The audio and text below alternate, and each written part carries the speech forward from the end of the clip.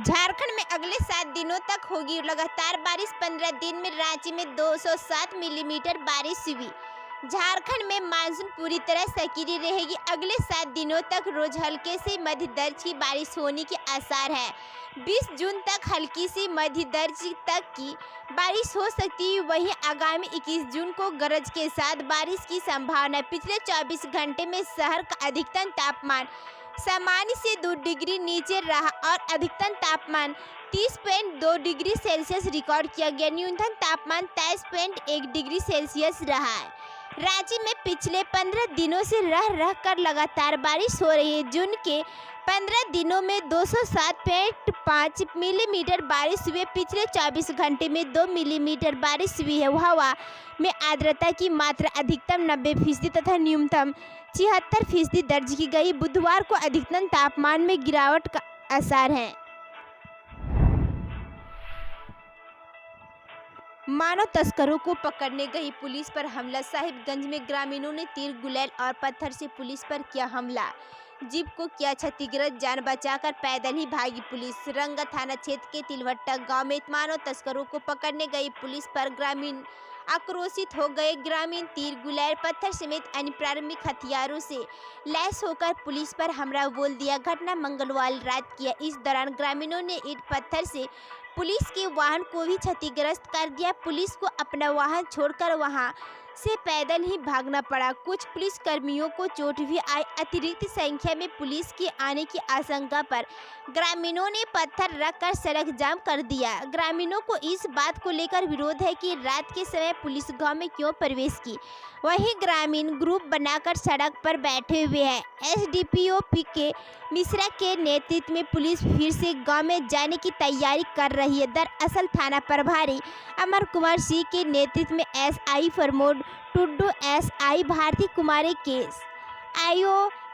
SI Kamaljeet Chaudhary रात करीब 12 बजे मानव तस्करी के एक मामले को आरोपितों को गिरफ्तार करने गई थी।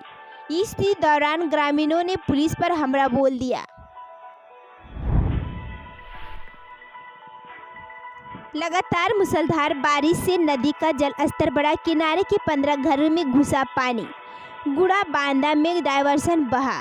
घाटशिला थाना अंतर्गत राम अकवाल पाइन कॉलोनी के बटाई जोड़ नदी का जलस्तर बढ़ने से किनारे रह रहे लोगों को मंगलवार रात से काफ़ी परेशानी होना पड़ा। करीब 15 घरों में नदी का पानी घुस गया। इससे खाने पीने के साथ ही घर में रखा सामान बर्बाद हो गया। दरअसल नदी पर रेलवे पुल निर्माण के दौरान मिट्टी डाल पानी के बहाव को कम कर दिया गया था। मंगलवार से जारी बारिश की वजह से नदी का जलस्तर बढ़ा और किनारे को पार कर करीब 200 फीट दूर घरों में जा घुसा। वहीं गुड़ाबांधा में भारी बारिश की वजह से डायवर्सन बह गया।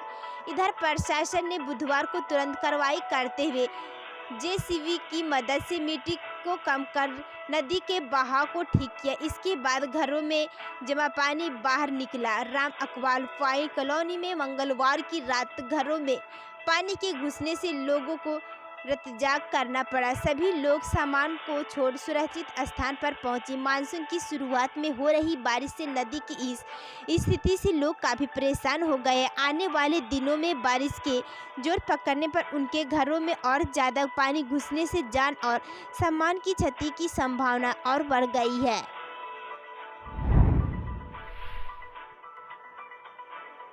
पीके राय कॉलेज के स्टूडेंट से यूजी में रजिस्ट्रेशन के नाम पर वसूली का ऑडियो वायरल। 1000 रुपये दो, रजिस्टर कराओ दलाल। BBMKU में रजिस्ट्रेशन के नाम पर पीके राय कॉलेज के छात्र छात्रों को झांसा देकर उनसे अवैध वसूली की जा रही है। इससे जुड़ा एक ऑडियो इन दिनों सोशल मीडिया में वायरल हो रहा है।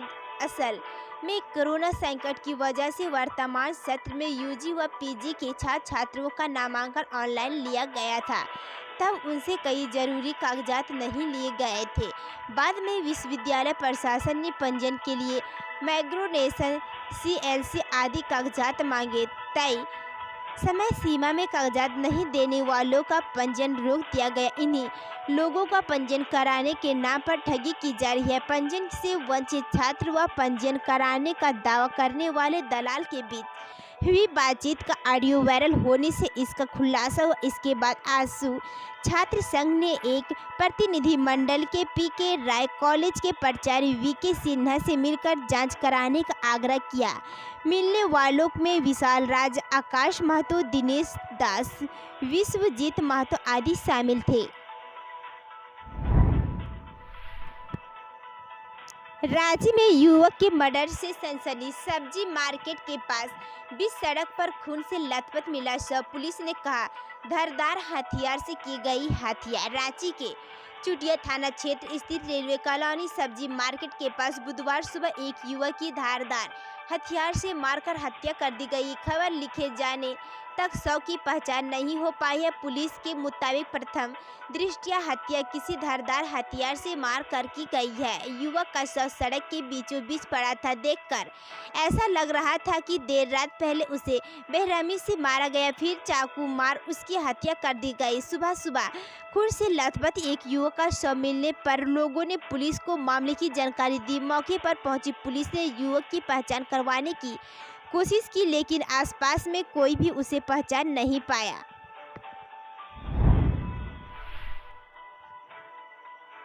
झारखंड में ब्लैक फंगस महामारी घोषित होगी। दवा और इलाज की पूरी व्यवस्था सरकार करेगी। झारखंड में ब्लैक फंगस के मरीजों की संख्या में हो रही वृद्धि के मद्देनजर यहां भी ब्लैक फंगस को महामारी घोषित किया जाएगा। मुख्यमंत्री हेमंत सोरेन ने इसे राज्य में महामारी घोषित करने के लिए स्वास्थ्य विभाग को प्रक्रिया पूरी करने का निर्देश दिया। आधिकारिक जानकारी के अनुसार अगली कैबिनेट की बैठक में इस पर स्वीकृति ली जाएगी। यहाँ मालूम हो कि राज्य में ब्लैक फंगस के अब तक 130 मरीज मिल चुके हैं। इनमें से 79 मरीजों को ब्लैक फंगस से पीड़ित होने की पुष्टि हो चुकी, वहीं 51 मरीज संदिग्ध हैं। राज्य में अब तक 25 मरीजों की मौत हो चुकी है। अब जमशेदपुर समेत पूरे राज्य में शाम 4 बजे तक शॉपिंग मॉल और डिपार्टमेंटल स्टोर भी खुलेगा। झारखंड में कोरोना के कमजोर होने से राज्य सरकार लगातार छूट बढ़ा रही है। मंगलवार को अनलॉक 3 की घोषणा की। यह 17 जून की सुबह 6 बजे से 24 जून की सुबह 6 बजे तक प्रभावी रहेगा। अनलॉक 3 में सरकार ने कई रियायतें दी है। इनके तहत मॉल और डिपार्टमेंटल स्टोर भी अब शाम 4 बजे तक खुले रहेंगे। सरकारी और निजी कार्यालयों में अब 33% की जगह 50% कर्मचारी की उपस्थिति के साथ काम हो सकेगा। जमशेदपुर में कपड़े, जूते, जेवर और कॉस्मेटिक की दुकानें खोलने की लगाई पाबंदियां हटा दी गई है। अब जमशेदपुर समेत पूरे राज्य में सभी तरह की दुकानें शाम 4 बजे तक खुली रहेंगी। अनलॉक 2 की इस बार भी शनिवार 4 बजे से सोमवार 6 बजे तक पूर्ण लॉकडाउन रहेगा, यानी किसी भी तरह की दुकानें नहीं खुलेगी। मुख्यमंत्री हेमंत सोरेन की अध्यक्षता में मंगलवार को हुई आपदा प्रबंधन प्राधिकार की बैठक में ये सभी फैसले लिए गए।